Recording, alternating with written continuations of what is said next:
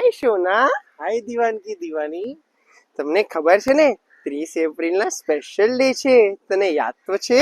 હા, હવે તો એટલો મેથી પાક ખાઈ લીધો છે કે કોઈ મને ઊંઘમાંથી પણ ઉઠાડીને પૂછે તો મને યાદ છે કે 30 એપ્રિલના મુમુક્ષુ જીતભાઈની દીક્ષા છે.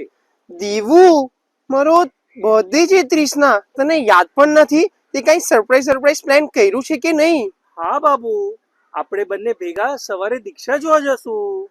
તને મારી કઈ પડી જ નથી. આખો દિવસ દીક્ષા દીક્ષા દીક્ષા દીક્ષા.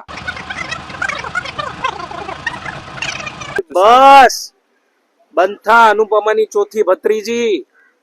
ભલે મારામાં ધનના અને શાલીભદ્ર જેટલું સત્વ ન હોય, પણ હવે આંધી આવે કે તુફાન આવે, દીવાન તેના કલ્યાણ મિત્ર અને સંગના લાડલા જીતભાઈની દીક્ષા જોવા જ જશે. હે? હવે બહુ થઈ ગઈ તારી ગુલામી.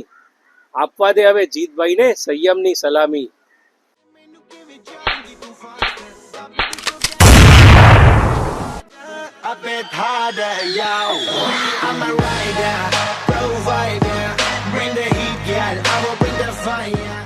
તો શું તમે બધા આ વખતે પણ મારા મેથી પાક ખાવાની રાહ જોઈ રહ્યા હતા?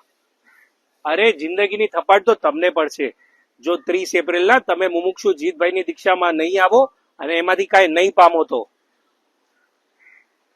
માત્ર દીક્ષામાં જ નહીં, પણ તેના આજુબાજુના દરેક પ્રસંગોમાં તમારી બાબુ સોના, જાદુ ટોના, ફઈ ફુવા, માસા માસી, મામી મામા બધાને, હરેક પરિવારના હરેક સ્વજનોએ આ દીક્ષામાં લાભ લેવાનો છે અને પધારવાનું છે.